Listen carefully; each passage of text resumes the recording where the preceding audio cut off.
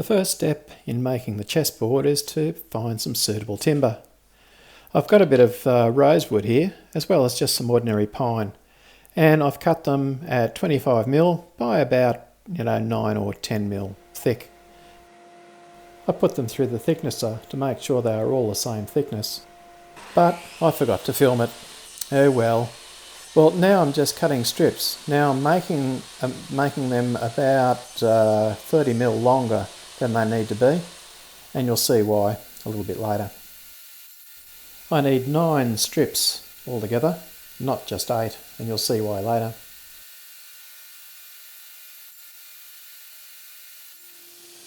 The saw doesn't cut a completely nice cut, so I'm just lightly sanding them straight on the sander, just to make sure they all nicely fit together, with no great gaps. The next step is to glue them together. Light, dark, light, dark.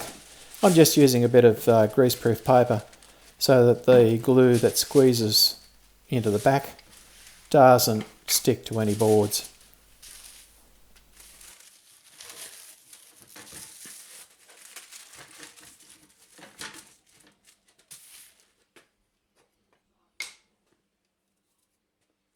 I'm just using ordinary PVA glue to glue these together.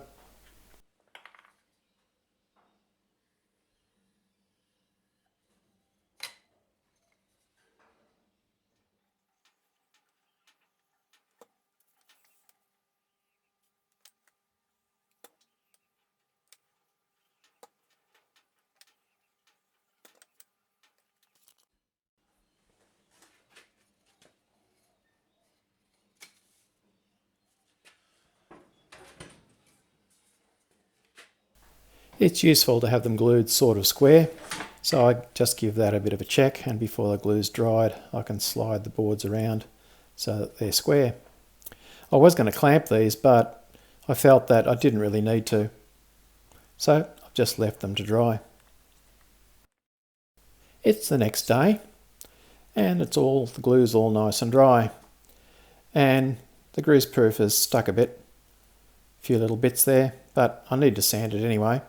And the sander takes that off real easily.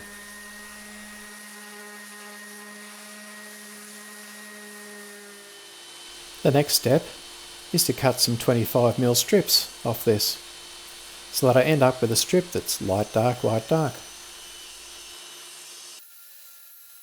And this is why the strips are longer than the 8 by 25mm, so that I can cope with the width of the saw cut and any unevenness as well. So this is where the magic happens. Every second one just gets moved by 1 square, and we end up with a checkerboard.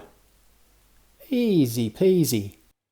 So I've got 8 by 7, 8, 9. Okay, I put an extra board in there. I only needed 9 boards in total. I put in 10. So all I have to do now is glue them up, and again, wait till the glue dries.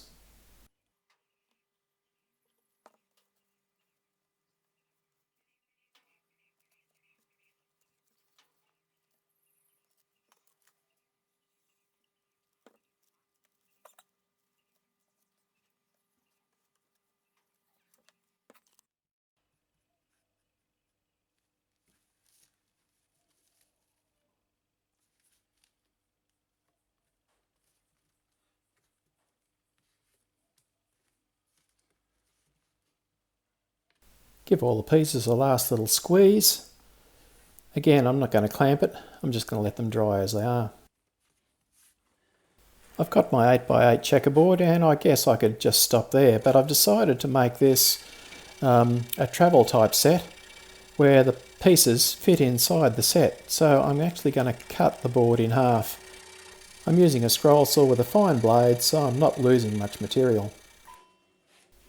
The finished board will fit together like this when you're playing it, or fold up when you're not.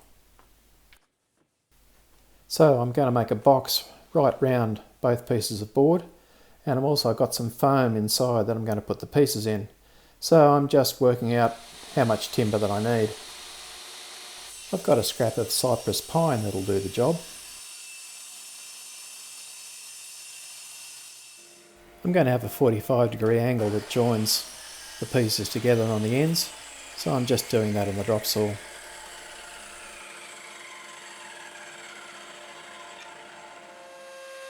I want the playing board to be recessed into the edge timber, so I'm just going to make the recess using the router.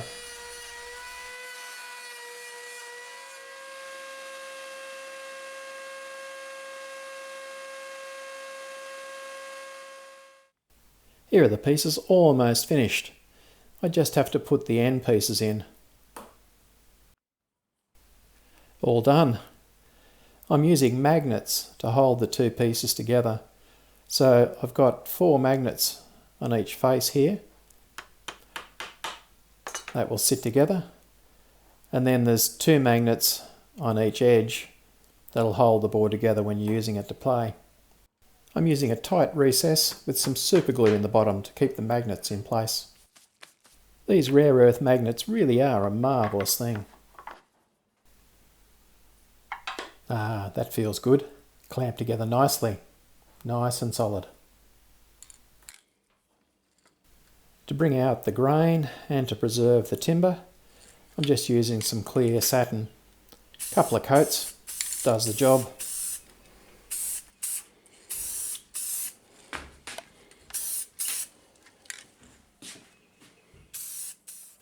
As you saw previously, I allowed for some foam inside the box.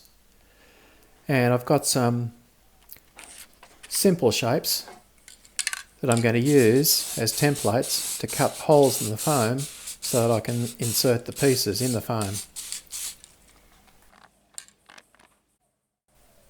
So I'm just gluing this on top of my foam so I can use it as a template to cut it out with a nice sharp knife.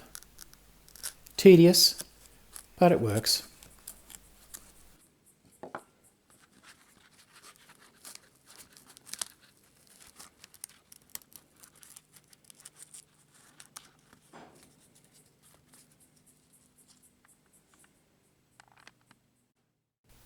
So this is the idea. Each hole will be for a particular piece and hold it in place. I've got another copy of the template that I'm gluing inside the board, and then I'll put the foam on top of that so I know which piece to put in which hole.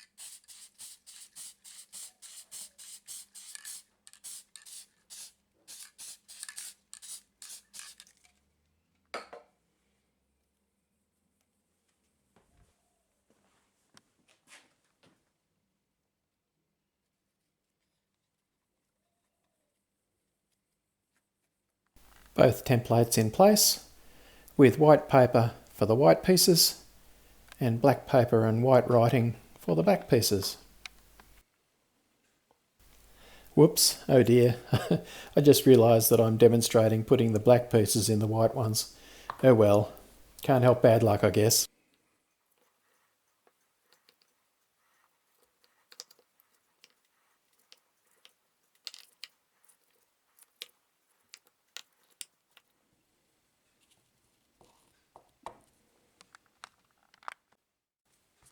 With all the pieces in place, the foam holds them quite nicely, so I can turn it upside down and they don't fall out. Magic!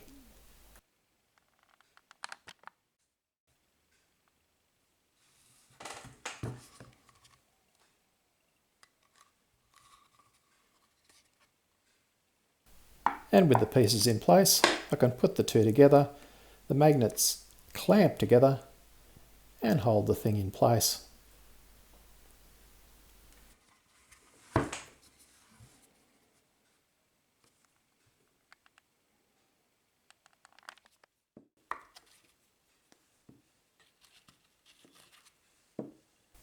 With the pieces removed, I can turn the boards over and the side magnets then clip together. So we've now got a playing board that holds together.